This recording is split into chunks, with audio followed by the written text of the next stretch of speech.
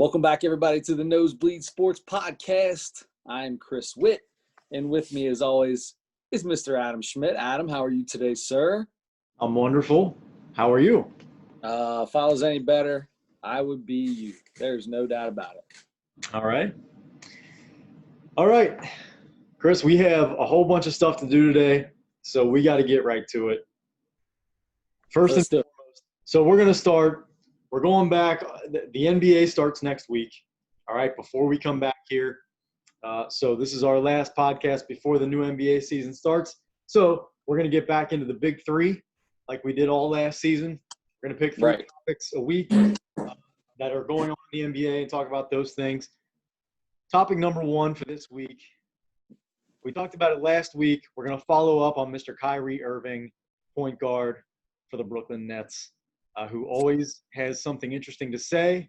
A lot of times he doesn't come off looking great when he talks to the media, and because of that, he chose to not talk to the media this year. At least that's what he said at Media Day for the Nets. Yes. So he said he wasn't going to talk to the media. He's going to release statements, which is what he did on Media Day. And then he sort of backtracked, and his publicist said, no, you guys don't understand. He's going to do media, but he just has to be careful because you guys take what he says and runs with it and twist it into things. And so he did speak because he did find out that he's going to be fined $25,000 if he doesn't. So is that how much it is, $25,000 if he doesn't talk to the media? From what I understand, yeah. From what I understand, $25,000. So I guess instead of doing that, I don't know how frequently he would be charged. I don't know if that's every day he chooses not to or what. But from what I understand, that's what it is. So he did say he is going to talk to the media, and he backtracked on a few things in the last couple of days. One of them being his comment a few months ago when Steve Nash was hired as the new head coach for the Brooklyn Nets. And he said, we don't need a head coach, basically. I'm paraphrasing here, but he said, we don't need a head coach. I can be a coach. KD can be a coach. We've got guys. We can kind of coach ourselves. I don't think he meant to put Steve Nash down, but Steve Nash has zero coaching experience. Well, he did. He coached. He was like an assistant, sort of. He helped out in Golden State the last couple of years. He's just kind of a roving coach. And so anyway, that's the extent of it. He's never been a head coach. He's never actually been on the bench, I don't think. So this is his first gig, and he's got quite the team. Brooklyn Nets are expected to be one of the best teams in the league, obviously, because they have Kyrie and Kevin Durant, who's back healthy, and, of course, Karis LeVert and Spencer Dinwiddie and DeAndre Jordan and all those guys. They should be a pretty formidable team.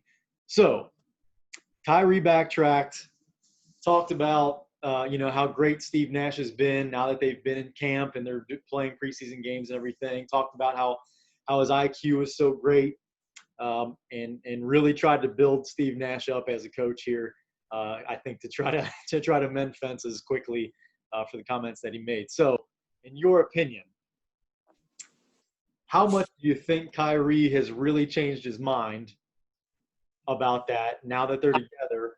On this point, I really do think that this could be something he actually changed his mind on a little bit. I truly do, because Nash is revered around the league, and if he didn't really know him that well, he might have had his own thoughts. But once you get to know, from everybody that I've ever heard talk about Steve Nash, once you get to know him, then you're locked into him, right?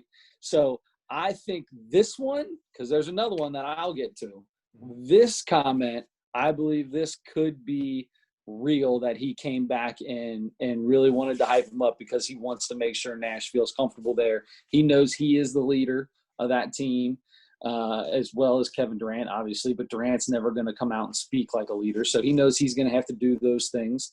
And I think he did it. So good for Kyrie in that instance. That's right. What do you think? You think he really means it?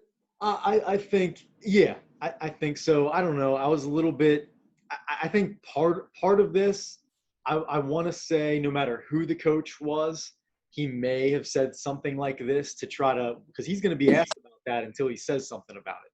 So this, he has to address it, right? So he was, I think he would say this no matter who the coach was, but I agree with you though that Steve Nash is so, sorry about that, is so, is so highly thought of around the league. He was, always thought of as one of the best teammates, one of the highest IQ guys in the league. And Kyrie did make mention of that. And he's, really his personality, he seems like a smart guy in general, not just basketball wise. He's super well spoken. He was always really, really thoughtful with, answers in the media and that kind of thing. So I think he'll do a good job. And he's got guys around him. He's got a bunch of guys, assistant coaches that have coached for a long time around him. So I think he's going to be fine there. And so, yeah, I think I agree with you that Kyrie is kind of realizing like, okay, that was kind of dumb for me to say, number one, no matter who the coach was, but especially now I've been around Steve Nash a lot more than I ever have been, obviously for the last couple of months here, for the last month or so here. And I'm really getting a taste for how good this guy is.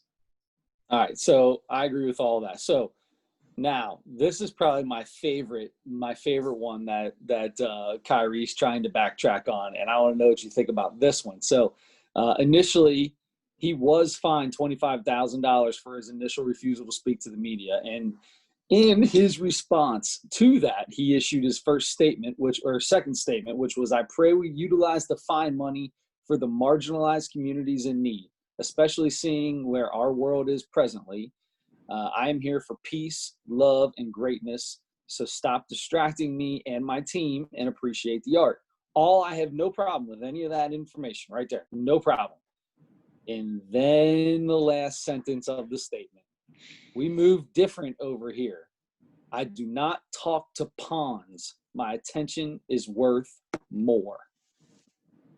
What's your first thoughts on that? Because he came back, and I'll tell you, and so Monday he came back and attempted to smooth it over by explaining he wasn't directly referring to the media with his Pons comment, but was instead making a broader point about protecting his voice and platform. Now, that being said, he had time to write this statement out, right? Write it out, think about it, erase, not. Where literally he got fined for not talking to the media, and his last sentence is, "I do not talk to pawns."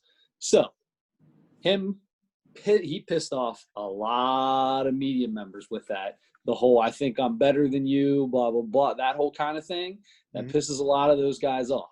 So what do you think about this? Do you think he really meant to take this back? Do you think he really meant what he said the first time?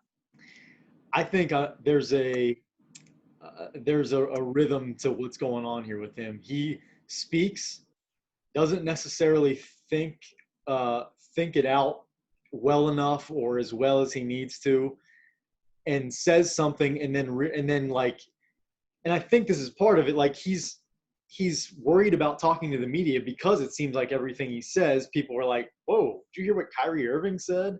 That was weird," or "that was dumb," or whatever. And so now he feels like he's being maybe victimized a little bit. Like anything he says is going to be taken out of context or going to be turned into something that he doesn't mean. You think that was taken out of context? No, I'm just saying, I think from his perspective, I think that's where this whole thing started. I agree. Sure. All the flat earth stuff and all that kind of stuff, people really have given him a hard time about that kind of thing. But right. And it's like a circle, man. Like he says dumb things. The media goes with it and says, "Look at this news here. Kyrie Irving said this weird thing." And then people talk about it, and he gets a bad reputation because of it. And then he's like, "Well, I can't say anything because you guys just turned it into something crazy and act like I'm a lunatic or something like that." And then and then it all comes back around, and then he says something again. So now he's saying, "Since you do that to me, I'm not going to talk to you guys. You guys are pawns." Oh, wait a minute, I didn't mean you guys. So it's like a circle. And so I don't like the use of the word pawns. I think that was dumb. I think that was terrible. My problem with it is if you're upset with the media and it's in the moment and you're having a conversation and you say that I think of that completely different, right? If I'm in the moment and I'm upset, and I see, and athletes are like this all the time. I take an apology from that way easier than I take an apology from a guy who literally took time and had to have somebody else read this over and then come out and say something in a statement, not in an actual interview or, after a game or before practice or something. That is what irritates me on this whole thing. Yeah. Yeah. So I do think he just keeps talking himself into a corner and then has to backtrack or has to find some way to talk around it or spin it himself. And he wrote himself into a corner now. He's writing himself into a corner. He's not even talking himself into a corner. I agree with you. That's the worst part about it is he's taking the time. And I was gonna say that, and then you got to it. This isn't emotional after a game. This isn't 5 minutes after you got done playing and you lost or you won, but it was a tough battle and that kind of thing. Nope. He's sitting there. He's thinking about this. He's out or typing it out or whatever and submitting it. And his publicist he's probably going to his publicist first.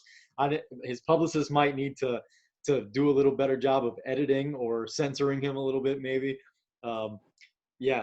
That's a little disturbing that he is taking extra time and to think about this stuff and still. That's my whole thing. It's I would rather you say things and people take them out of context and then come back and go, man, nah, man, that's not what I meant. And I apologize.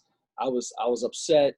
I said some things that I really didn't mean. I really don't think that you guys are pawns. A lot of you guys are great guys. You write good stories. You come out like that. But when you take the time to write that out, that's like, you can't go back on that. That's it. That's your legit. That's what it is. You can apologize because, it was stupid, but everybody knows how you feel now. That's legit. You need time to think about that. And he had time and he screwed up, in my opinion. Absolutely agree.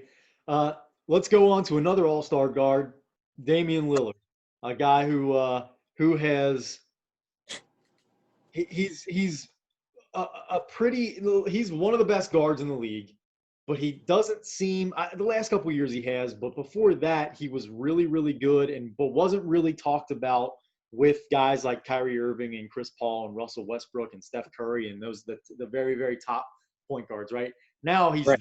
If you didn't think 2 or 3, 4 years ago he was, you have to. If you watch basketball, you got to admit he's there with those guys. At least in my opinion, I think. But he's a guy that's he is of all the athletes who've tried to rap. I would say he's one of the best. Sure. There, I give him that. He's done some good things there in music. He's very, he's sort of another one of those guys that's like fashion conscious, kind of this, kind of the newer athlete that's fashion conscious. And so he comes out with a bunch of different shoes. I feel like he comes out with a new shoe like every 4 months or something. Yep. But yeah, no doubt.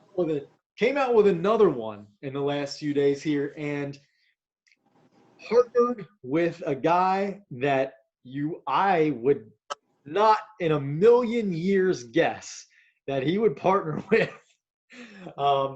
But apparently Damian Lillard is a big old school wrestling fan like you and I are. We talked about it last week for a long time, or 2 weeks ago, whenever that was. And I think it was last week because he partnered with a gentleman who was on your Mount Rushmore of professional wrestlers. Yes. Is Woo! Ric Flair, baby. This might be my favorite thing. So he's got. I've seen 2 of the shoes. The first one, I would personally never wear. That's the gold and white. It kind of has a lot of the feathery like designs that you would see on the old Ric Flair robes. It's got Ric Flair on the tongue, like a silhouette of him with his hands out to the side with his robe on, draped over him. On the side of him, what does it say on the side of him? It says D was his thing, DME7, King of Drip. Love that. I do kind of like that. Dame, the King of Drip. And on the back, it's got a little tag, says RF. To be honest, I wouldn't wear the gold ones. but I do like them. The blue ones now, you get on and check out these blue ones. I'd rock these all day long. Says Woo on the bottom of them. Yeah. Says Woo on the side. Ric Flair. It's got Ric Flair's face with the sunglasses on the front, on the tongue. Oh, I don't know what it is. This is the first shoe I've ever seen with like this like lace. Oh, is that not laces? What is that on the back? It is laces. I think it might be laces on the back, right? But now I'm looking at it and I see the actual laces, so these are thinner. But it's got some other pieces of string going through them. I gotta say, man, I kind of dig these Adidas. Oh, he's got a few of them, doesn't he? Oh no, just the two. Yeah, I just saw the two.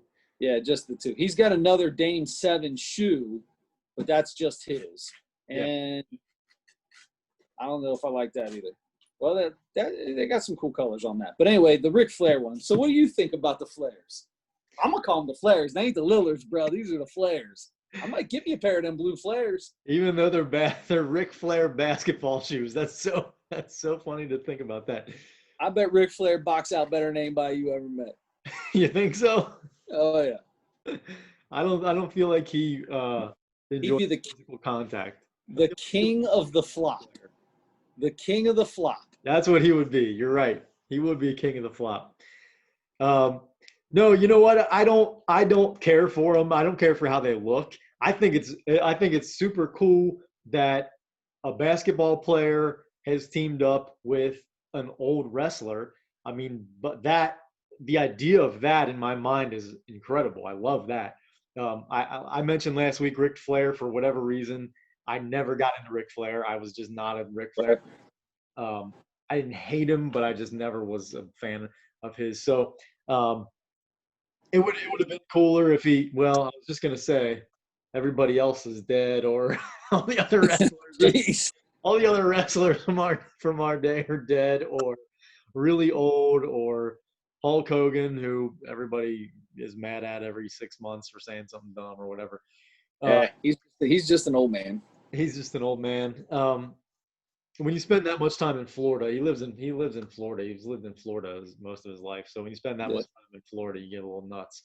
But anyway, I like the idea. I don't like either of the shoes. The blue is too blue for me. I'm not too much blue. See, I kind of like that. Here's my problem. If I bought these, I would buy these shoes, and they're relatively inexpensive for the way shoes are these days. They're $110. And when you see these basketball players' shoes going for like $180 to $220 for a pair of like Kyrie's or LeBron's or something, really $110 ain't bad. The big thing is these are the kind of shoes I would only wear on the hardwood, right? And I don't play any rec league basketball anymore, so I got no reason to buy these kicks. I would never wear these kicks out because, like you said, the ones are way too blue. You can't wear those with anything. They're way too blue, unless I'm like going to a Xavier game or something. That's the only way I can wear those. And the gold and white. Say what? Or on the 4th of July with some red and white clothes. There you go, exactly. And then the gold and white. I ain't got nothing that matches gold. What do you wear with gold? Gold? I don't have anything gold. Yeah. Yep. So I like the idea, but not the design. I just don't think they're that great. I'm a little bit picky when it comes to shoes, I feel like. So maybe it's not fair for me to judge that. But still, I like the idea. And I'll tell you what, that's his second – I think it was earlier this year. He came out with a version – I think it was the Dame 6 or something like that, and it said Dame 316 on the side as like a tribute to Stone Cold Steve Austin. Is he like a huge wrestler? So he's a big wrestling guy is what it sounds like, huh? Must be, I would think. Yeah, and as a matter of fact, I did see when I was looking these up, I did see something like an old tweet, or it was only from like a couple months ago, I think, where he responded to a tweet that he saw from somebody else asking for your Mount Rushmore of wrestlers.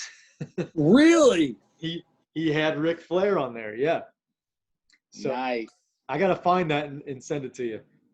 Now the Stone Colds don't look bad. I could wear these Stone Colds. I thought those were a little bit better. Yeah, those aren't I bad. still wouldn't because it said Dame 316 real big on it. I just didn't. I don't know. I just didn't really. What does that mean? What does Dame 316 mean? It has to. What does Stone Cold 316 mean? I just whipped your blank. Okay, well, Dame's 316 means I just whipped your blank. Oh, you can't steal that from Stone Cold. He's not stealing it. He's showing respect. You know what? If you're gonna wear those shoes, and if you're Damian Lillard and you're gonna wear those shoes, and it's gonna say Dame 316 on your shoe, every time you knock down a 45-footer, you have to have one of your teammates throw you 2 beers. You got to crack them open, smash them together, chug them, raise them up, chug them all the way down, beer everywhere, keep playing. I'm with you totally, 100% with you on that one, no doubt. I kind of like them 316s. Those aren't bad. Those aren't Santa for those, my man. Huh? Should ask Santa for those. Dude, they're marked down to $57.98. Oh, wow! And they got them in my size. That's worth it. I think they're ugly, and I might buy them if they're 58. Yeah, $58, man. I rock them. I'll tell you what, the Adidas basketball shoes I've only owned a couple pairs, but those were way more comfortable than most of the Nike shoes I've owned. See, I can't tell you the last time I had an Adidas basketball shoe. I've had Nike basketball shoes for so long. I mean, I bought a pair of Carmelos like 12 years ago, maybe even longer than that. And I wore those. Those are the only basketball shoes I wore for like 12 years. Yeah. I only played once a week for however long, so I think they got wore out. Yeah. I had a pair of Adidas basketball shoes that I played, and this was when I was like in my early 20s, probably earlier mid-20s, when I was playing like 3 or 4 days a week. And they lasted me a while, and they were comfortable, man. They were good shoes. There you go. I might throw these Dame 316s on the old Christmas list. $57.98, big dog. I jump on those. Gotta do it. You can't find basketball shoes that cheap. I know you can't. All right, so that brings us to our last member of the big three, and that's Mr. MVP, Giannis Antetokounmpo, who re-signs with the Milwaukee Bucks in order to get the Supermax deal, record $228 million. So real quick, something I want to put out here before we get too deep into this. So I love listening to ESPN radio. I'm a huge Dan Le Batard fan. So super disappointed that the end of this year will be the very last. He's only got like 6 shows left. That breaks my heart. I don't know who's replacing him, but there is no better show. I usually turn off the radio. I'd go Mike and Mike, and then it went into the Le Batard, and I was good. I didn't care about anything after that. So I'm in a little bit of a daze here because I don't like the new get up. The only one I really like is Golick Jr., Chiney and Golick Jr. Yeah. Those two are good, but they're on when I'm not in the car, so I can't really listen to them. That being said, I did flip around, and Greeny was on today with his new show where he's by himself. So I usually don't listen to, but he started talking about Giannis, and he said, if you have a young kid that is incredibly talented, and you're going to pick a sport for them to play to try to make as much money as they can make in their lifetime, they need to be a baseball player. Giannis Antetokounmpo in America, in the United States, has the 14th highest sports contract. Patrick Mahomes is the only non-baseball player above him. That's it. The other 13 are all baseball, or the other 12 are all baseball players. If you want to make some cash, brother, just goes to show you. Baseball is not dead like everybody thinks it is. It is not dead. There's a lot of money in ball. And my kid, I'm going to do everything I can to make him Major League Baseball player, even if it's for 3 years and he gets get to the big leagues and get 1 or 2 years of that league minimum. We're good. Set him up with a good money guy. Good to go. Yeah, 1 year. Kidding me? Yeah, exactly. It's crazy. Right on. Yeah. So let me just say that the money is unbelievable and stuff, and he's actually, because of the COVID situation, he's actually that's like he may lose like $25 million. I did see that. Did you see that? He could make like $25 million more than he's going to, because the salary cap. I mean the super max is set up. It's a percentage of the salary cap for your team, and the salary cap is based on the revenue that the league makes. So because they made way less money last year, they're going to make way less money this year again because they don't have fans in the stands. It's the money is going to be down, and now they have it set up.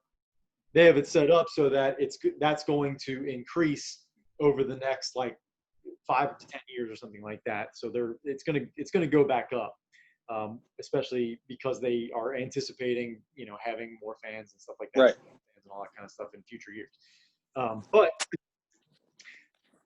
forget about the money part.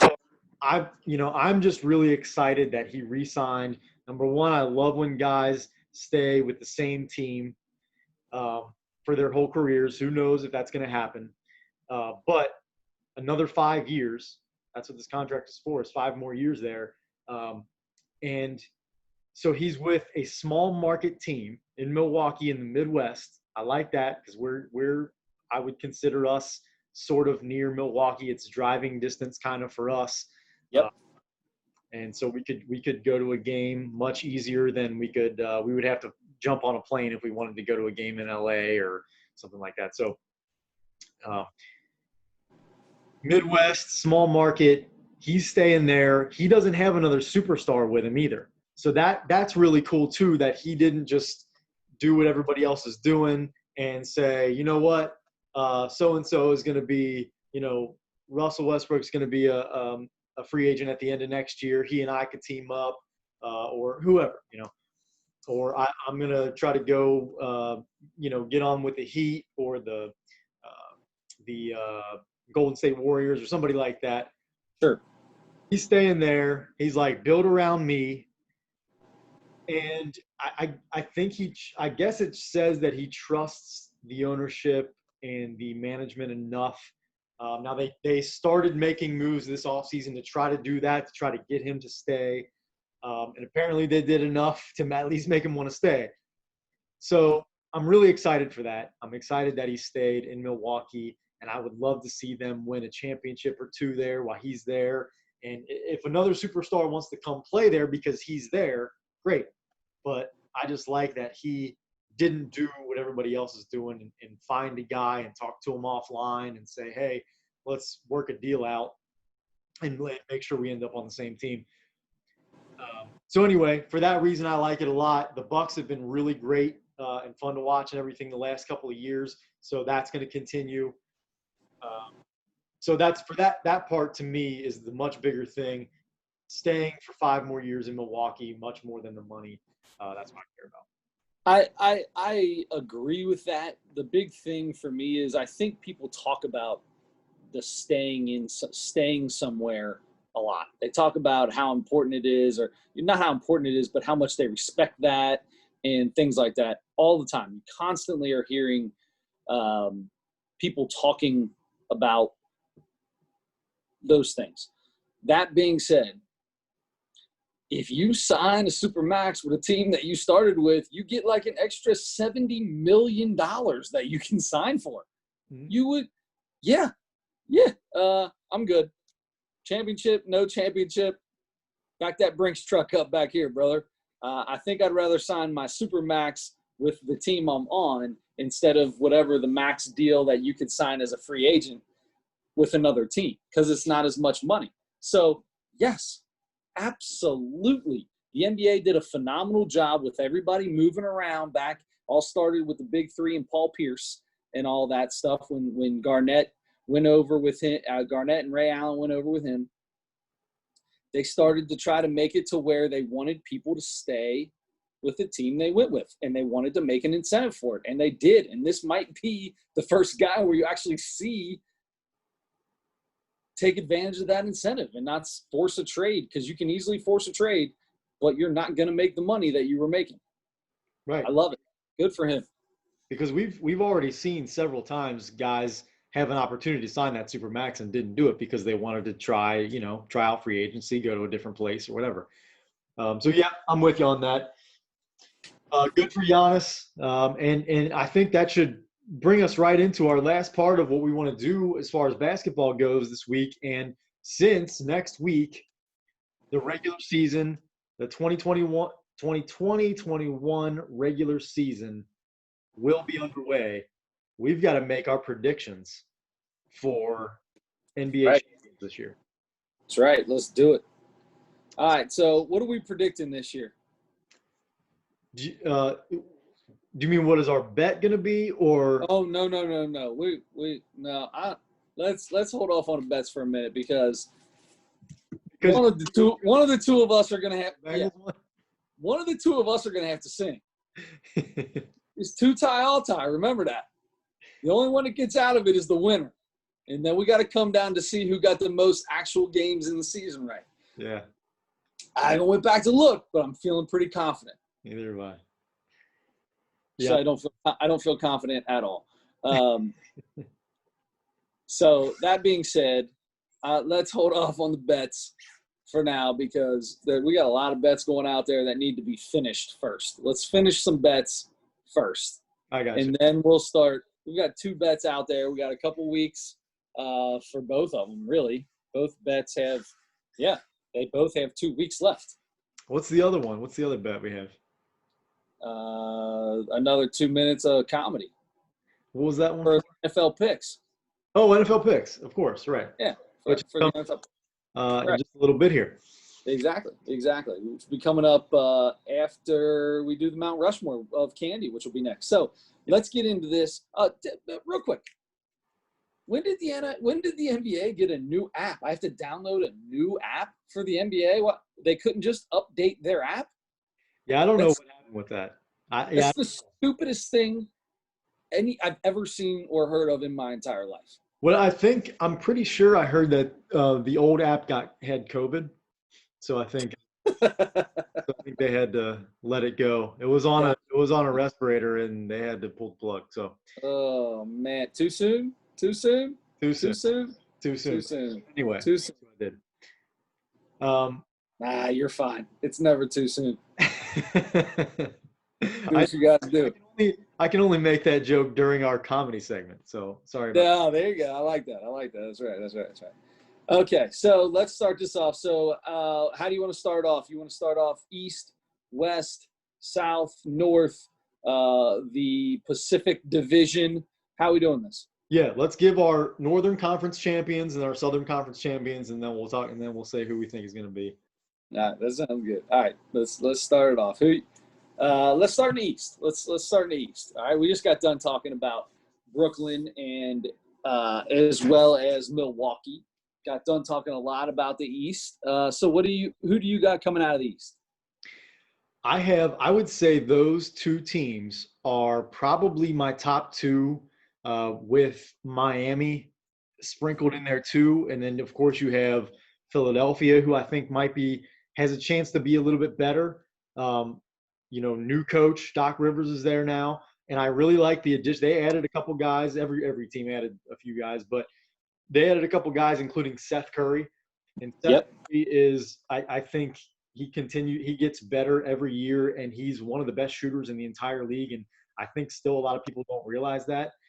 So I think he gives them that JJ Redick that they had a couple of years ago, who was a huge part of this a couple of years ago.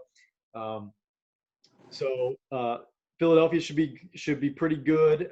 If they figure out how to play on the road and play defense all the time, they'll be really good. Boston should still be really good. So there are 5 teams in the East that are probably good enough to be in the conversation. But I would say Milwaukee for sure, number 1, and Brooklyn, is going to be right there just based on the roster, and we'll have to find out how they play together.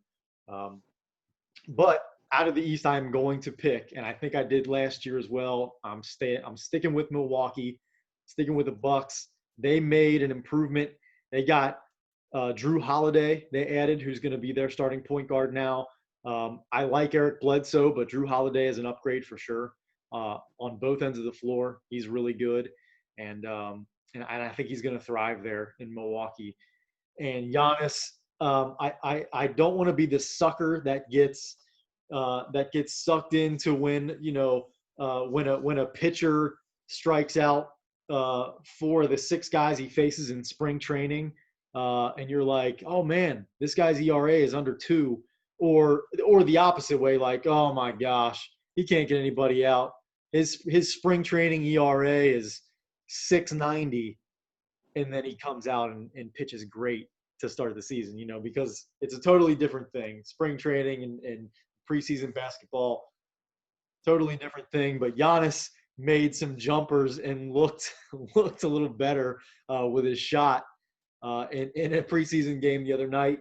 So I'm trying my best not to get sucked into that. But that's like when Zion was at Duke and they were showing videos of him shooting threes, and I was telling everybody, "Oh boy, he can shoot, man! I saw a video. He hit 3 threes. He can shoot." Okay, yeah, well, all right, yeah, that's practice. Let's go out in the game. All right. So whether Giannis became a much better outside shooter or not over the summer, not the summer, the fall. I'm sticking with Milwaukee in the East. Who do you have in the East? I'm going to take the Brooklyn Nets. I think Kyrie and KD are going to play phenomenally together. I think it's going to be a lot like the way Steph and KD played together. I don't see that much of a drastic change in that. I think those two will be great. I don't like them adding James Harden. If that is something that actually is still out there that could happen, I don't necessarily like that piece. I mean, you can't not like it, right? They're going to be good, and they'll find a way to spread the ball around. Steve Nash is way too smart when he knows how to spread the ball around, right? If anybody knows how to spread the ball, it's Steve Nash. However, I'd rather see these two together with the pieces they got. They're going to have to give up a lot to bring Harden in, and I think those pieces are more important. So I'm going with I'm going to take Brooklyn. I'm going to take the Nets. Yeah, it's hard because I'd like to take Philly because I still feel like Philly is so close. I feel like they're so close. Yeah. They're a Ben Simmons 3 away from being there. So maybe that's not very close. It's pretty far away from that, yeah.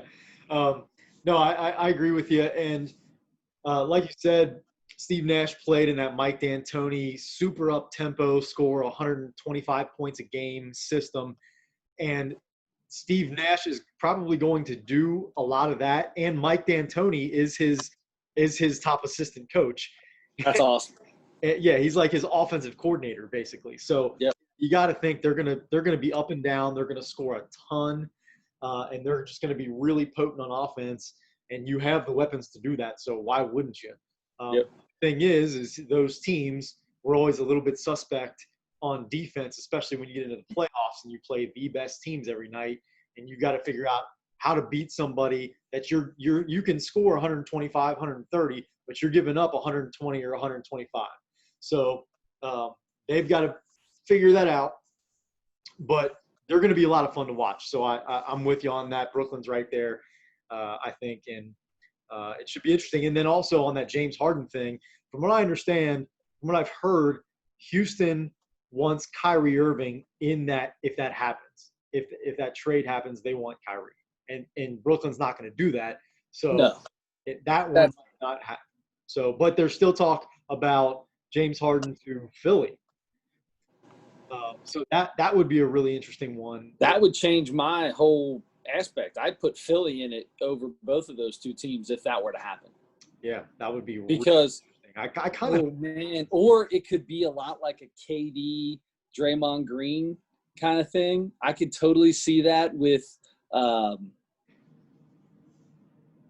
and who? Harden and KD? No. If Harden goes to Philly. Oh. I can see the KD had the drama with Draymond Green the last year in Golden State. Oh my gosh. With Embiid? With Joel Embiid, yes. I can totally see Joel Embiid. Oh, I do not feel like James Harden and Joel Embiid would get along at all. Like, I feel like James Harden's the kind of dude where if you kind of just try to mess around with him for a minute, just a little bit, you mess his mind up. Yeah. You know what though? I think if anybody can make that work, I think it might be Doc, because he's the one that made that work in Boston with those three guys that you mentioned earlier, and they won a championship. And because he got in, and then same thing. The Clippers got really good after he took over in LA, and he turned DeAndre Jordan into like a shot blocking and rebounding machine. He averaged like 15 rebounds a game for 3 years because he talked to him and convinced him, like, you can be Bill Russell. You can be Bill Russell with your body and your athleticism. And so he turned him in basically to Bill Russell for a few years there. So if he can figure that out, or if anybody can figure that out, it might be Doc. And I think it would be really, because I think he would fit in because Ben Simmons is a point guard, but he's not a guy that needs the ball in his hands necessarily. Nope. So you can run the offense through James Harden. Embiid's still going to get touches because Harden made Clint Capella a huge player, got him a huge contract. I'm drawing a blank on who it was before him. He has those posts that when he gets to the rim, the post comes off because you have to stop him, and he just lobs. So Embiid's still going to get those. He's still going to get rebounds.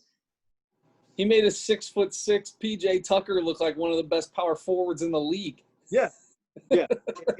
and Simmons can still slash, and then when Simmons has the ball and he goes to the rim, he can, Harden's going to be out on the perimeter. He can find him. So I feel like that would be a better fit.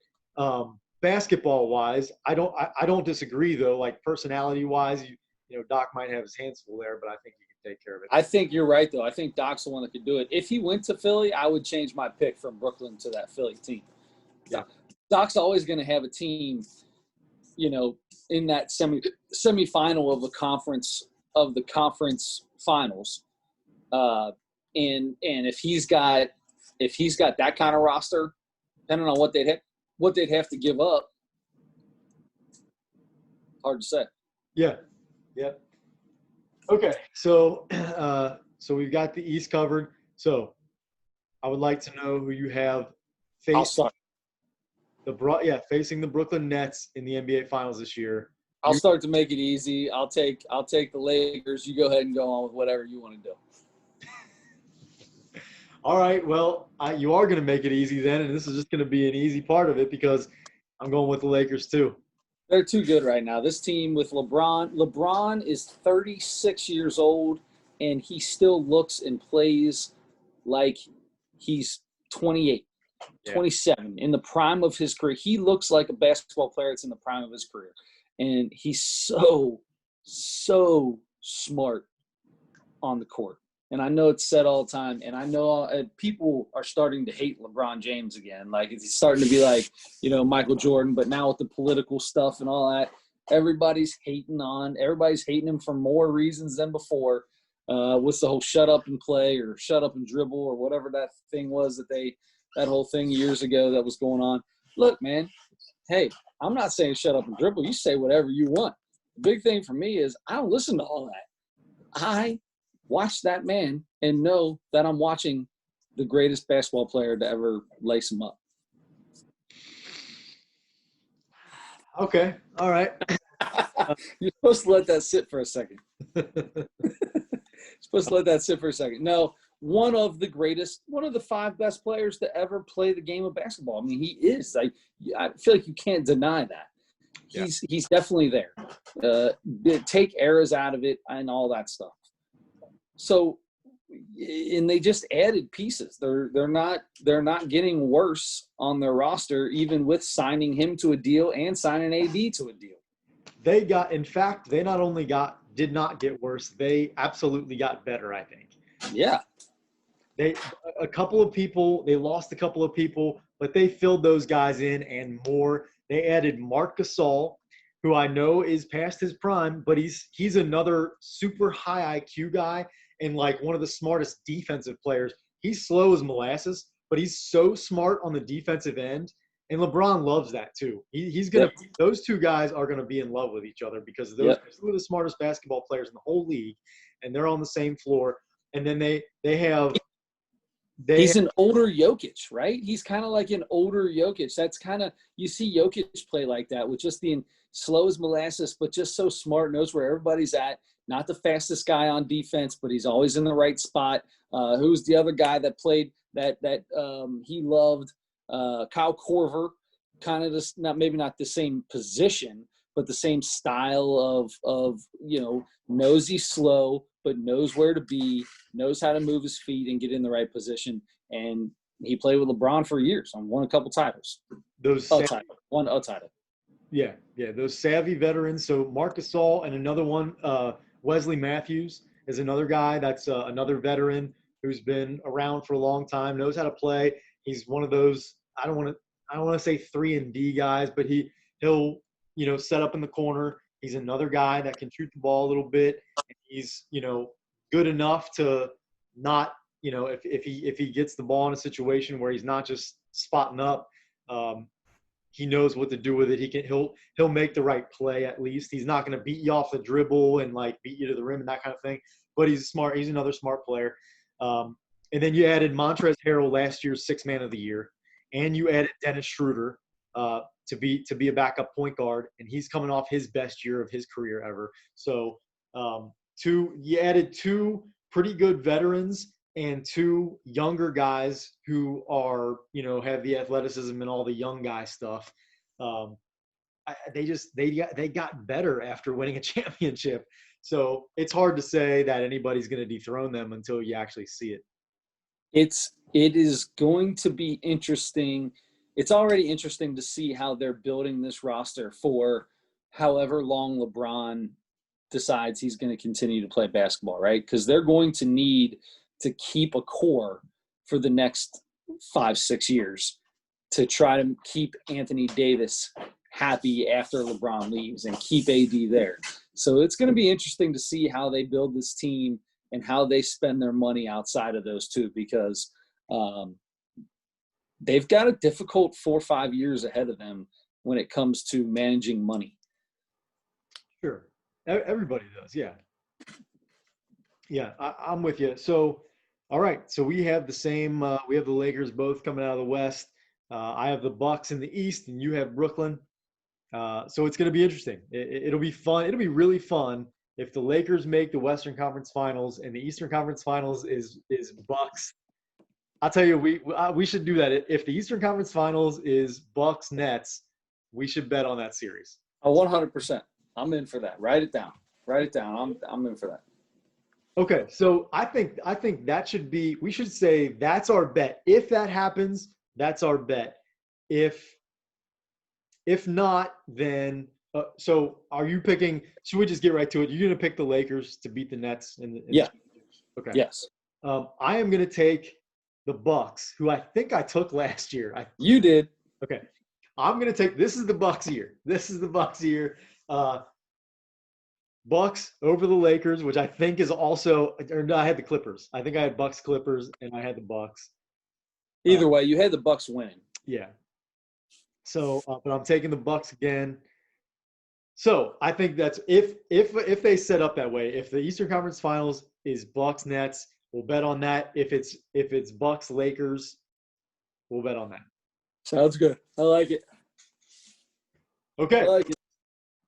All right. That was a lot of basketball. That's my favorite kind of podcast to do anyway. So I was happy to do that. Thanks for doing that with me. Of course. It's so nice to have somebody else. Now I have a couple of friends who are big basketball fans and stuff like that, but I haven't seen my friends since February. I should be doing a better job of calling people and that kind of thing. But anyway, I love that you keep up with basketball and follow the NBA very well. So I have somebody else because you always run into those. I'm sure you do the same thing with NBA and baseball, where you run into people and they find out you're a fan and you're like, oh, and so they want to like talk to you about it because they know you like it. Then you pretty quickly find out that they don't know much. No, like my favorite is I made a fellas calling somebody a few weeks back, and they were asking about the Reds, and they were talking about Brandon Phillips and wondering if he was going to have a good year this year or not. Yeah, I think you might be a little off on your years. That was like 8 years ago that he left. It was probably 5, but still.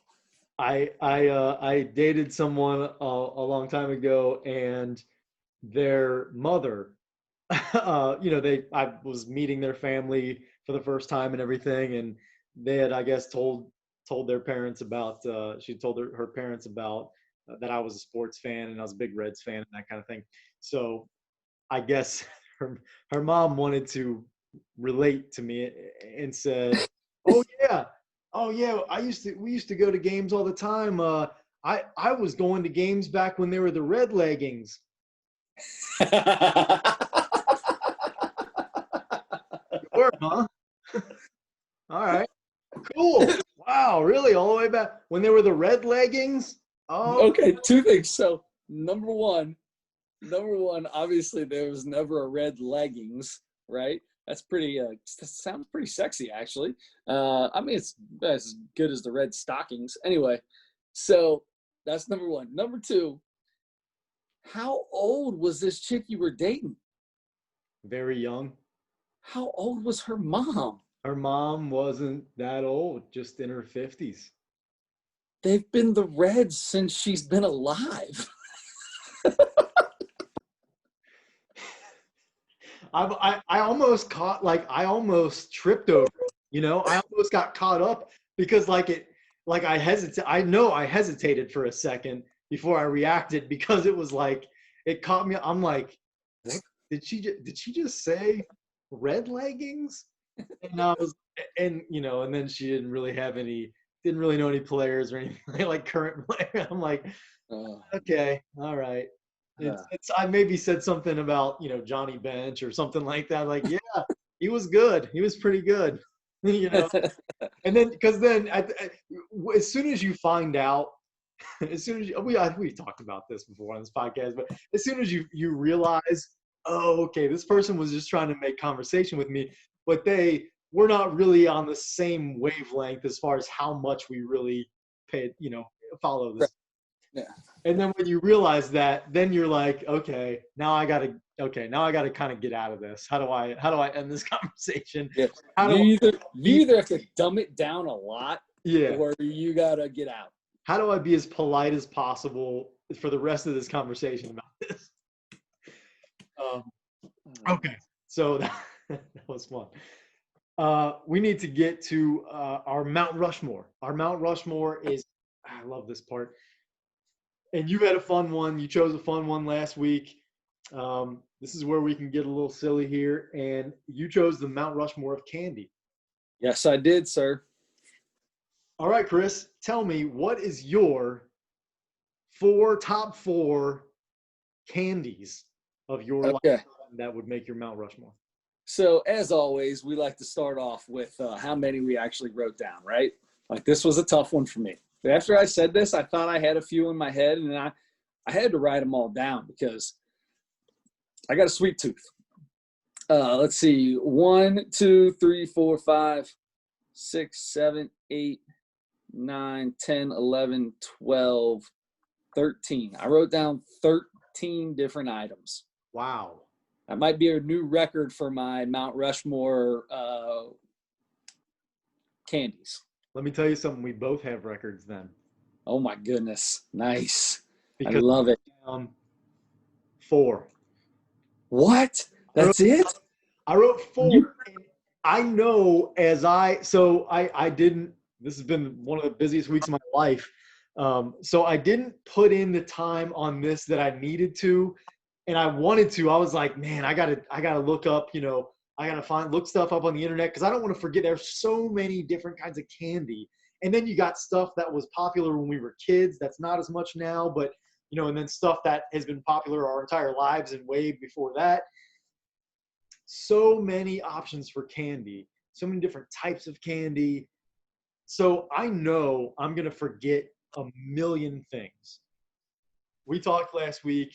I had two immediately that came up as soon as you said that. My top two for sure I have. And then I had to think, and I was really just kind of got back to it today. And I started thinking through, and I'm like, man, okay.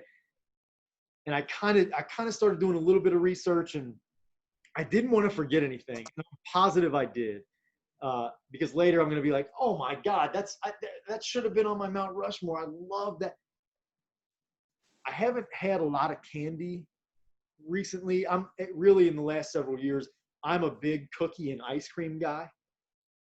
Those don't necessarily fall into the candy division. So candy was a little harder than I thought it was going to be for me. So I wrote down 4, and I'm like, okay, I'm going to stick with that 4 because I'm going to overthink it. I'm going to change it 50 times the more I do this. So I did my 4. Let me hear your 9 that did not make it. Well, let's start. I'm going to start with this. Okay. I decided to go 2 sweet, 2 chocolate. Okay. So like 2 hard candy, like 2, what do you want to call it? Not sweet. It's all sweet. Fruity and chocolate? Maybe? Yeah, I guess. Something like that. Man, and I'm having so much trouble with this. So the 2 fruity ones were super piece of cake. Actually, my number 1 candy, which is probably one that nobody would ever think of. No one would think would be a favorite candy, but it's my all-time favorite candy. Smarties. Smarties are my all-time favorite candy. Wow. And the next candy that I put on the Mount Rushmore is Skittles, and only the red bag of Skittles, the original bag of Skittles. I don't want any of your nasty tropical and all these other nasty things. They just came out with one this year for Halloween. Like, it was like those jelly beans that some of them tasted like barf and boogers and stuff. I don't want that. Don't give me that. I don't want it. I'm not eating that. So anyway, red bag of Skittles, Smarties. Now here's where I had all kinds of trouble. So I'll go off and I'll leave the, 1, 2, 3 that I had at the end. 4 that I had at the end. So Sprees. Remember Sprees? Love Sprees. Runts, one of my all-time favorites. And then I'm a big chocolate and caramel guy. So Rolos, Milk Duds made it on there. Those 2, if I'm sitting by them, I'll eat them for sure. The Snickers bar, I feel the rest of this is pretty close. The Snickers bar, I feel, could be in there, right? And I feel like almost everybody will have the Snickers bar in the Mount Rushmore. I took it out. It's the only candy bar with nuts that I eat. The only one. I don't think same. I don't think nuts and chocolate go together. I think it's terrible. It's just the same as mint and chocolate. Don't give me anything with mint and chocolate in it. If I want a mint, I'll eat it after I have my chocolate to make my breath smell better. But I don't want them together. Personal thing. Kit Kats. I love Kit Kats. Love them. I'm leaving them off. Now here's where I had to decide between. Oh, no, sorry. There's one other one. Rock candy I left off. I've been a huge rock candy fan my whole life. Whenever I go somewhere and it's got one of them sticks with rock candy on it with the, it looks like, I don't know, rocks. I love those. Love that. Delicious, delicious. My favorite flavor is just the regular white, just plain sugar. Just give me a whole bunch of sugar and I'm happy. So the final 4. The final 3. I already said Kit Kat because I was thinking about Kit Kat, but that's not there. The final 3, anything Reese's, right? Reese's, Milky Way, which I'm a huge Milky Way guy, and M&M's. I mean, M&M's are there, right? Like, you can't go wrong with a bag of M&Ms. So between those three, and Twix. Yes, and Twix. I had Twix on. I had Milky Way on. I decided to take Milky Way out and put the Reese's in. And I'm leaving the Twix on there, and I'm not putting M&Ms in. Don't at me. Okay, man. All right. All that, and it comes down to Twix, Skittles, Smarties, Reese's. So you're just going broad, anything that Reese's makes. I've never had anything bad that Reese's makes. Have you ever had the Hershey's? The only Hershey's that I really like is the cookies and cream Hershey bar. Oh, that's so good. Oh, so good. That's another top. Dude, that I could do this forever, but that's my top. That's my top 20 or however many are there, 15. But I'm sticking with the Reese's inside there and the Twix. I'm sticking with them and leaving the M&Ms out. A couple of questions for you. Right Twix or left Twix? Oh, I'll eat. There is zero discrimination in my book, brother. I don't care if you're left, right, green, blue, white, brown. Give me all of it. I want dark chocolate. I want light chocolate Twix. I want white chocolate Twix. I want left Twix. I want right Twix. I want Twix in the morning. I want Twix in the evening. I want Twix for breakfast. I want Twix for dinner. You just turned into Jesse Jackson, the Reverend Jesse No. Jackson. I have no idea what happened there. All right. Or maybe Al Sharpton. Who am I thinking? Who knows? Who knows? All right. I can't dispute any of those things that you have on that entire list. My other question for you was which is your favorite runt? The Pink Heart is the best runt. Pink Heart. Yeah. Outstanding. Pink Heart top 3 for me. Pink Heart top 3 candies or top 3 runt? 3 runts. The banana is number 2. And then I guess the cherry, because the lime and the yellow and the green, get out of here. Lemon and lime, they give you so many of those because they know nobody wants them. I'd throw those away if I could. 100% agree with you. I believe it or not, and I'll eat bananas because they're healthy for me, and it's like one of the few fruits I can stand. But I don't like banana flavored anything. Banana is probably my number 1 run. So why? I hate bananas. I think bananas are disgusting. I don't eat them. I mean, I might wolf one down. Like, I don't know if I'm trying to get my kids to eat a banana or something. I'll do it just to do it. I could care less about textures of things. Like, that doesn't bother me in my mouth, but the texture of a banana does. It's not what you should be putting in your mouth. It's disgusting. Banana flavors, I'll do those all day long. Sugary banana flavors, totally down for those. Okay. Yeah, I'm a banana number 1, and then either the red or the pink number 2. So the new runts. I don't know when this happened, but I got some runts the other day. We went on a car ride to go look at lights and stuff, and we got the kids some candies to take with us. And one of them got runts. There's grape runts now. There's purple runts. Oh, were there not before? No, I don't think so. Maybe I'm wrong. I feel like purple would have probably been my favorite, though. Huh. I'm a grape dude when it comes to just about anything. Grape drink, grape pop, grape soda, grape nuggets, grape beards. I'll eat it. Grape nuggets. All right. Grape nuts. Cereal. Grape nuts. That's disgusting. Anyway. That sounds horrible. It's terrible. It sounds like raisins and nuts for some reason to me. It's what it sounds like.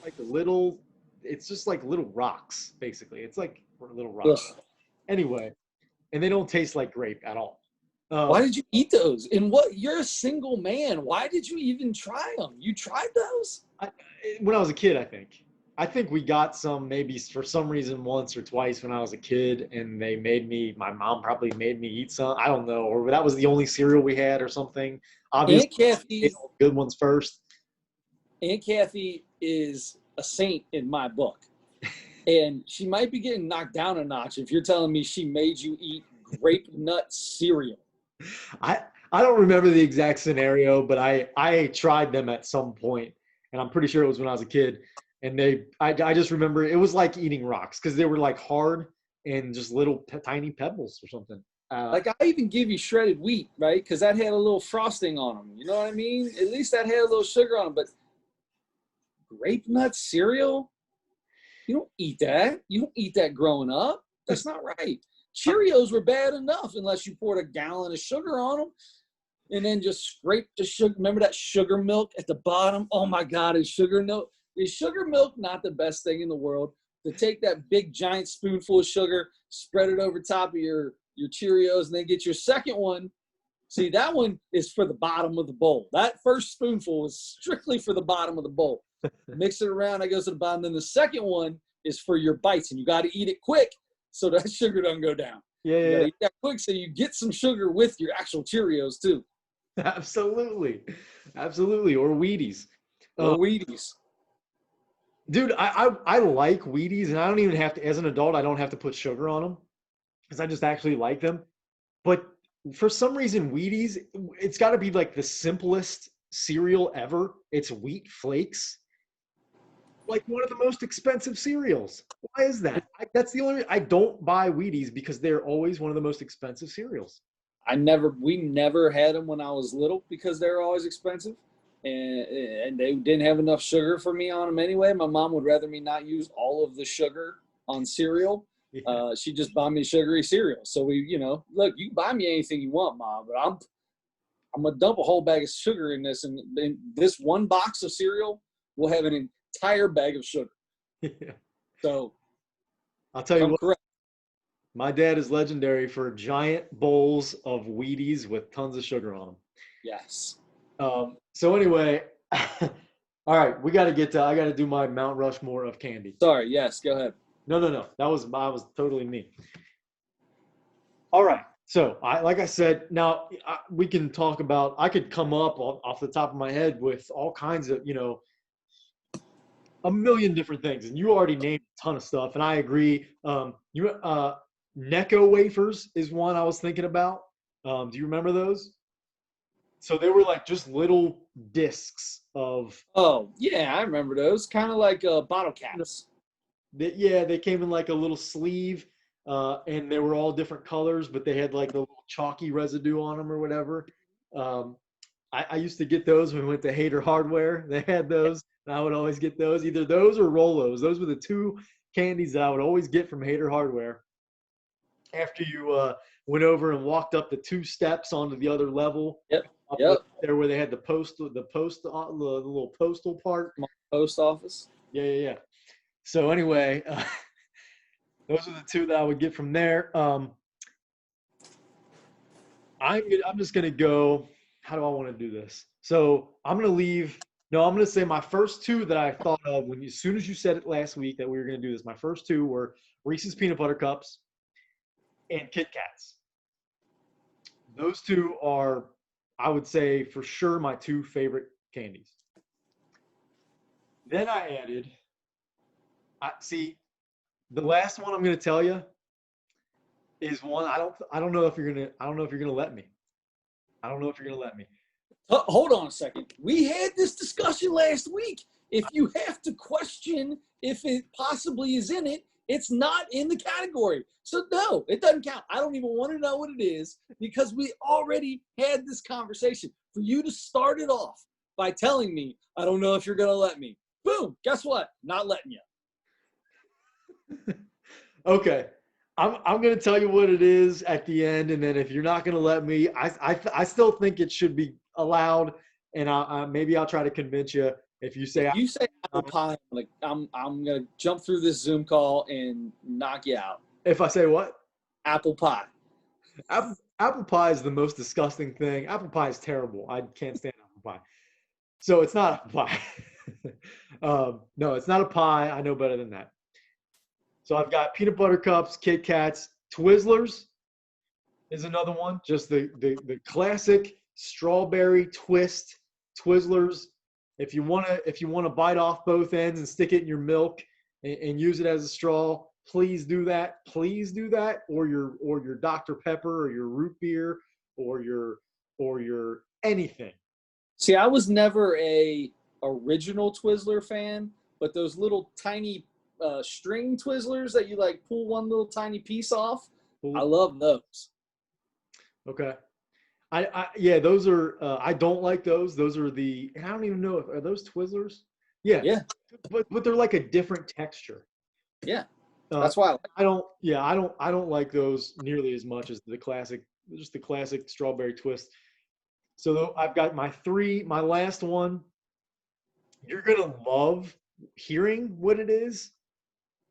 But like I said, we'll see. But I put down Big League Chew. It's gum, man. That is gum. But it's not like gum is for like. Dude, that's gum. It's gum. If I say make a top 10 of gum, you make a top 10 of gum. It's a sugary treat for kids. You don't eat gum. You eat candy. You chew gum. You don't eat gum. You eat candy. You can eat gum. It stays in your stomach for 7 years or whatever the tall tale is or whatever the wives say. You don't eat gum. Man. You chew gum. No.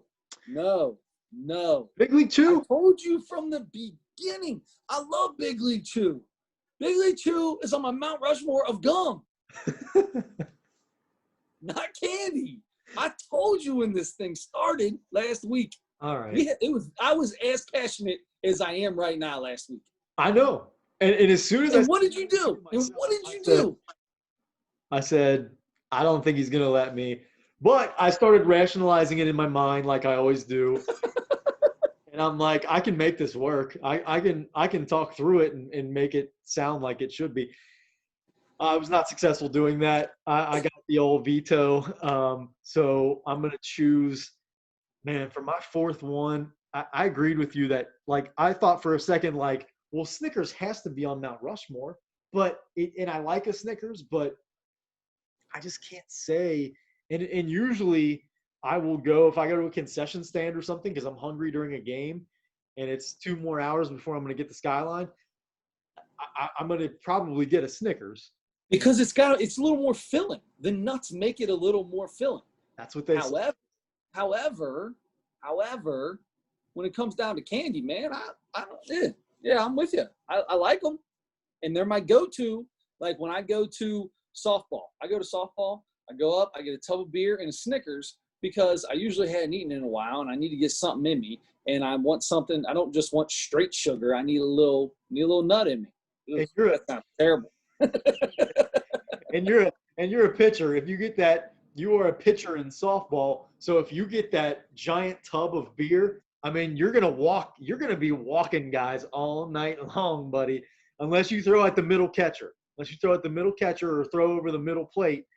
Oh, man. It works out. Okay, you know what I'm going to do? Because the other one that I was with you on the Snickers and the M&Ms. As far as those two are the ones that stick out to me, like would be on so many people's Mount Rushmores, and rightfully so. Two just all-time classic. I am going to go specifically peanut butter M&Ms. Because M&Ms and peanut butter is my favorite iteration of M&Ms. So real quick because we've got way more to do still. So real quick, M&Ms, right? My wife hates when I eat M&Ms.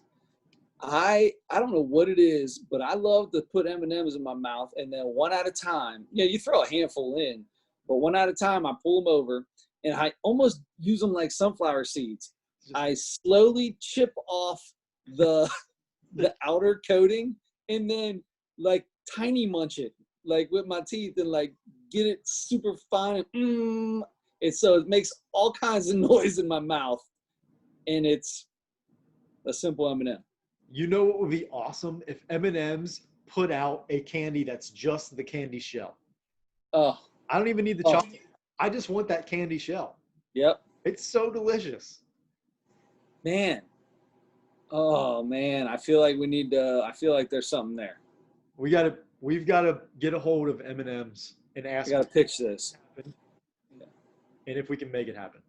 Yep, I agree. All right. Next week on the podcast. Wait a minute, you never picked your last one. Yeah, if I'm taking Big League Chew out, I'm adding peanut butter M&Ms. So I've got Reese's peanut butter cups, Kit Kats, Twizzlers, and peanut butter M&Ms. And by the way, it's not if you're taking Big League Chew out. Big League Chew was never in to begin with because it's gum. Peanut butter M&Ms / Big League Chew. Get out of town. Get out of here. Great Big League Chew. You know what? For that, you got to go first on your NFL picks after you tell us who's winning and who's losing. All right. Last week was week 15. Week 14 in the NFL last week. Chris, I have a great rhythm going. I'm not going to say great. I have a rhythm going here where I am now 1-2 every single week. Without fail, I am 1-2, and that was the case again in week 14. Now, you have been on a great run for the last 5 or 6 weeks, man. Week 14, though, things for you are looking exactly the same because you went 3-0, you jerk. Oh, look out! I'm over 500 now, right? You're over 5. You're 2 games over 500. I'm 14-22 on the year. You are now 19-17, a healthy 5-game lead after going a perfect 3-0 last week. You picked Dallas over Cincinnati. Dallas was a 3.5-point favorite. You got that one. You had Easy. Bay was a 6.5-point favorite over Minnesota. They won by 12, I think, or something. And you picked San Diego. Atlanta was a 2.5-point favorite over San Diego, and San Diego won. San Diego won straight up, I think. So, anyway, excellent job last week. You have a commanding lead, and we are now going into week 15 here. And I'm going to start with the Buffalo Football Bills, who are a 6-point favorite on the road in Denver. All right, get your breathing apparatuses out, play, and get your little masks that some of the basketball players wear in warm-ups or practices or whatever to try to make it harder for them to breathe so they can get used to it. And so anyway, I don't know where I was going with that. Buffalo is traveling to Denver, playing in the Mile High Stadium or wherever that is, and they're a 6-point favorite. And I'm taking Buffalo to win that game by at least a touchdown. I'm going to take Green Bay at home as a big 8.5-point favorite over Carolina. So Green Bay is my team there, and I am taking another pretty sizable spread where Indianapolis, the Indiana Colts, I'm going to call them, are a 7-point favorite at home over the Houston Astros, Rockets, Texans. All right, Buffalo, Green Bay, Indiana for me. Who would you like, Chris? Well, for now on, I think whoever's winning should have to go first. You can pick the same games. I'm not doing it. There's no way I would ever do that. I'm not doing it. So both Saturdays. I like your picks. I like your picks a lot. Those are good. Those are good, solid choices. This is about strategy, man. You got to win this thing. Pick 'em. No. Here's what I'm going with. I'm going to kind of go on a limb here. All right. I know what's going on with the Saints, and I know Drew Brees isn't there, but they're still winning games, and the defense is phenomenal. That's right. They're in New Orleans, and they're playing the 12-1 Chiefs, and it is a 3-point spread. I'm going to take the Saints with the points. I don't necessarily know if think they'll win the game, but they will be in the game because their defense is that good. So I'm going to take the Saints, and I'm most uncomfortable I've felt about a pick in a long time. The next game I'm going to take is I'm going to take the Rams minus 17. I don't like to do stuff like that, but the Jets are terrible. And last but not least, I will take let's see. Let's go with – I'm going to take the Patriots +2 in Miami. Okay. New England at Miami. Okay. Right on. All right. So we've got my pen ran out in the middle of writing that down, and luckily I've had another pen sitting right here. How about that? Look at you. Did you leave the door open? Did I what? Did you leave the door open? Did I leave the door open? Yeah, you said it ran out. Yes. The door was ajar just a little bit, and it realized that, and it got out. And Terrible dad joke. I have a tracking device on it, so all I got to do is go to the app on my phone, and I should be able to track it down. So, all right. So here's the deal: we're over an hour here by a little bit, and we've been trying to keep these to an hour. I think we've been doing pretty good about that, haven't we? Been around that hour 10, hour 15 here lately.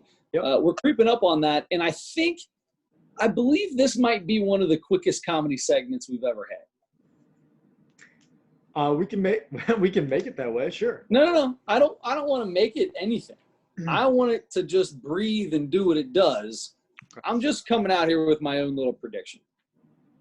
That being said, we are in the comedy segment, and this week I chose a fellow by the name of Ari Eldjarn. Pardon my Icelandic. Adam, what you got, bub? I'm letting you go first. Oh, okay. Thank you, by the way. Yeah, hey, you, my friend, are welcome. Very glad of you. All right. This was a gentleman that I had never heard of before until I saw his Netflix special on there a few weeks ago, and I was a little bit intrigued. Although I'm usually a little more excited about people that I've seen before or that I know before, but I'm also excited about finding out about a new comedian because we've done this long enough now that we know. I think Ronnie Chang was one of them that I didn't know about before. He was outstanding, right? That was awesome. And there have been a few other people. So I didn't know about this guy. Went into it with really no expectations at all, which is what I want to do every time. But like I said, when we already know somebody, we either are really think it's going to be really good or like, this guy hasn't been great in the past. We'll just give him a chance or whatever, guy or girl. This was, Chris, I feel like, so I keep saying this, I know I feel like a broken record, but since I've been working from home, it's a little easier to maybe let myself get distracted with things on my phone when I'm not in the office and there aren't other people around, seeing me work. So I watch a lot of comedy and listen to a lot of comedy, so many different comedy podcasts and interviews and talk shows and that kind of stuff. So I've done that so much this year since I've been working from home, and there's something. Different comedians are different about it, but a lot of them I feel like say you have to work if you're going to come out with a new hour special. You're working on that thing for like at least a year, and you're working clubs. You might, if you're a bigger guy, you might work it in theaters for a little bit, and then you're going to release it to the world. Your special, because it takes that long to polish everything enough where you want it to really be all of your jokes. This felt like this guy has something. I felt like almost every joke, I thought, yep, there it is again. He has something there. It could work. It's not ready. And maybe he's not ready. It needs work. And I just felt like he wasn't ready and these jokes weren't ready. There's something that he can do. He can play with the words. he can develop it a little bit more. I just felt like that throughout the whole thing. He did make me laugh a couple of times. He wasn't like terrible or anything like that. It just feels like it was just not quite there yet. So having said that, I'm not even going to try to do any of his jokes or anything like that. I'm just going to tell you, I gave it probably a pretty generous 2.6. All right, 2.6 is pretty generous. So I'm with you, and I'm not going to try to do any of his jokes because I didn't understand most of them, right?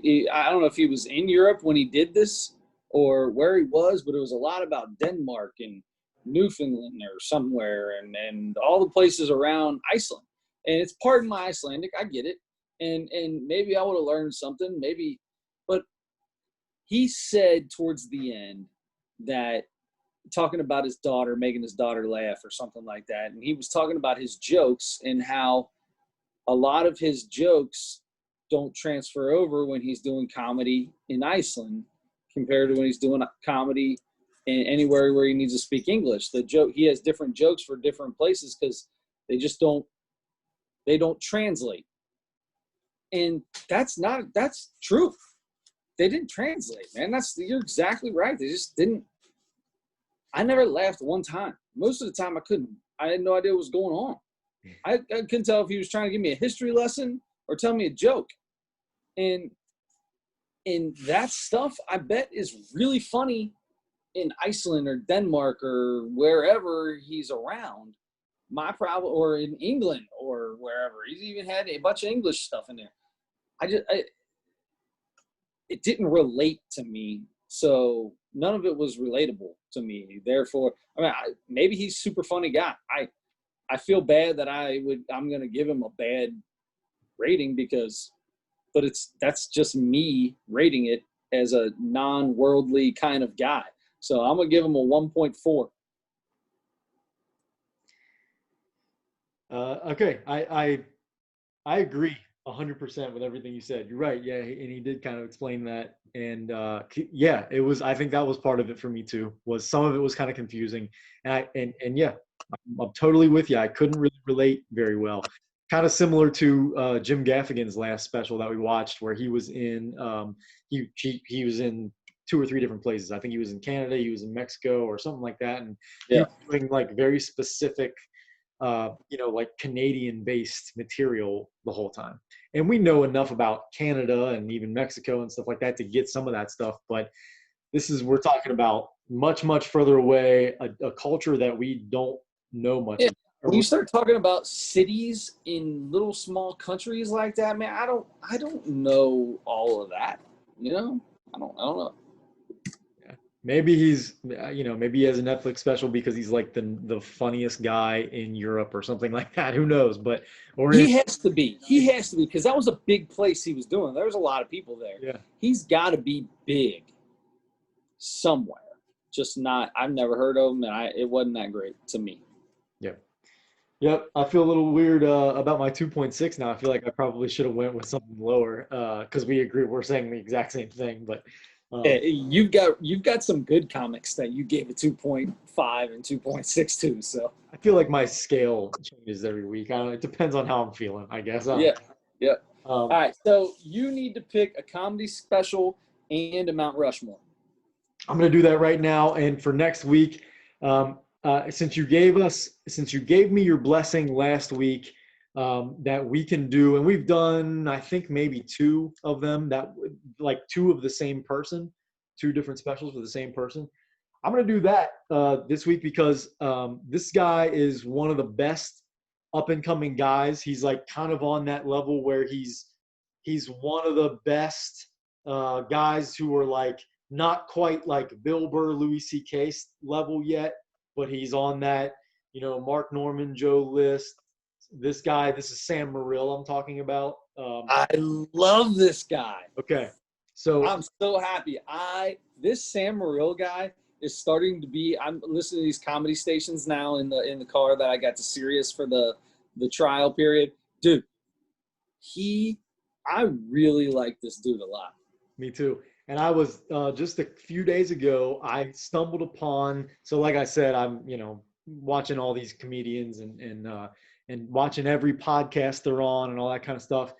And I've really fallen in love with Mark Normand, who we did a special Out to Lunch not too long ago.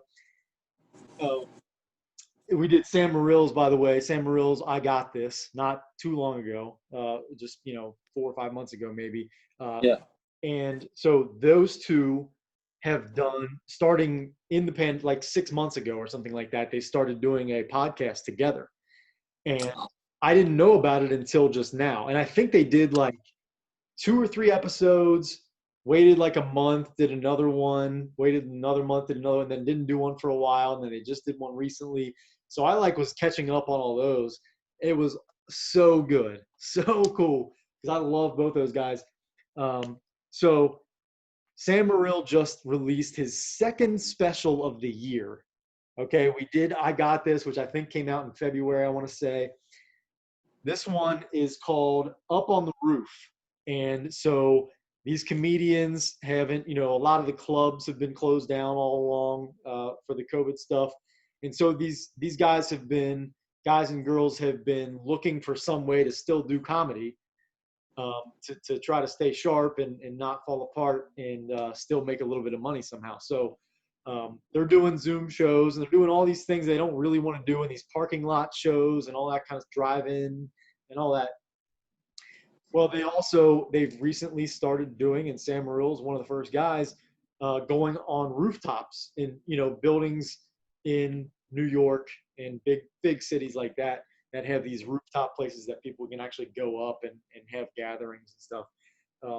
So from what I understand, they do, the audience wears masks and they get tested and all that kind of stuff.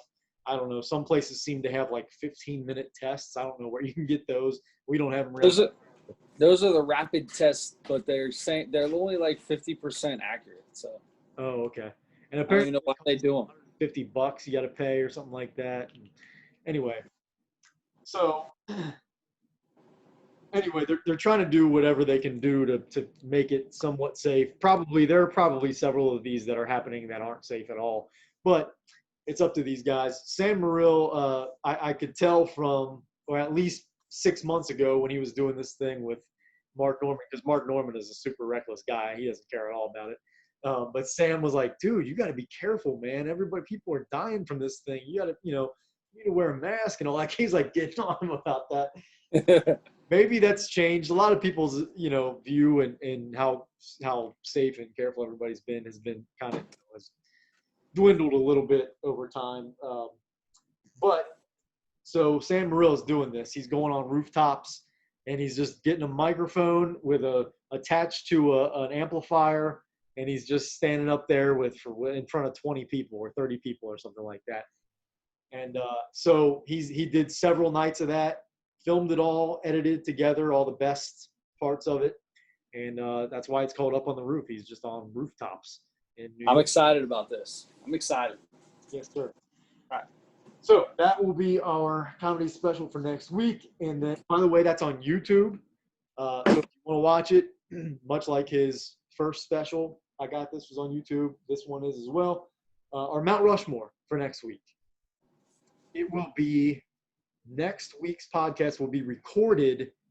I think it's 3 days before Christmas. So it will come out. It might be that night that it's released or the next day. It will come out right before Christmas. I would like to do your Mount Rushmore of Christmas movies. Ooh.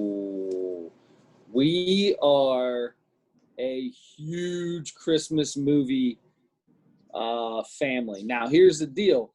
Christmas movies, some of these things are only like 25 minutes long. I wouldn't necessarily call that a movie. But like Frosty the Snowman is like only 25 minutes. That's a Christmas movie still, though, right? That's all it is? Yeah. Talking about the old cartoon. Yeah. Right? The little girl has the red coat or whatever. Yeah. Yep. I would consider that. I would consider that Rudolph claymation one. Any of that stop animation or claymation or whatever. Oh, my gosh. Burgermeister Burger. Oh, this is going to be good. I got to only pick 4? Oh, you can only pick 4. It's going to be tough. Let me ask you this question. This will be the last thing I have, and then we can end it. Is Die Hard a Christmas movie? If you want to pick Die Hard as Christmas movie, go ahead, because that goes right in for me. I'm asking your opinion. Is Die Hard a Christmas movie? I'm going to say I don't know, because I think I saw Die Hard one time and I was like 11 years old. I have no idea if Die Hard – I know something about like it starts off on Christmas Day or something. I don't know how it works. That just goes along with that whole Jack Skellington movie, Nightmare Before Christmas. Is that a Halloween movie or is that a Christmas movie? I think it's a Halloween movie. So here's the thing. I've never seen Die Hard, and I've never seen Nightmare Before Christmas. Never seen Nightmare Before. I still have my kids love Nightmare Before Christmas. We watch it all year round. I still, to this day, have never seen it all the way through. Never seen it all the way through. I just can't. And I said I saw Die Hard when I was 11. I may not. I don't know if I've seen it or not. Doesn't it have Danny Glover in it and Mel Gibson or something? Bruce Willis is the main character, I'm pretty sure. And I don't know if Danny Glover – I feel like Danny Glover might be in it. The only other person I – No, Danny Glover was with Mel Gibson. What movies were they in? Lethal Weapon maybe or something? Or maybe that's what that was. I've never seen that either, but that feels like – the only other person I know that was in it was Reginald Bell Johnson, who was Carl Winslow on Family Matters. He was in Die Hard as a cop, by the way. Also a cop on Family Matters. Perfect. Bell Johnson. R.I.P. probably. I don't know. Yeah, I'm pretty sure he is. He is. Yeah, he's dead. Yeah. Yeah. You didn't kill him. He already died. It was Lethal Weapon was what I was thinking of. So. All right. So, yeah, that's the only thing I know about Die Hard is that those two guys, Bruce Willis and Reginald Bell Johnson, are in it. And people debate whether it's a Christmas movie or not. It's not going to be on my Mount Rushmore because I've never seen it. Yep. So we don't have to worry about either one of those. Perfect. We can actually pick Christmas movies. I love it. Love it. All right. All right. That sounds good, dude. All right. Well, then, Sam Morril up on the roof, Mount Rushmore Christmas movies. Till next week. Oh, and the day before we do our podcast is the opening night of the NBA. So I'm sure there'll be more NBA to come. Till next week, don't forget to turn your headlights on.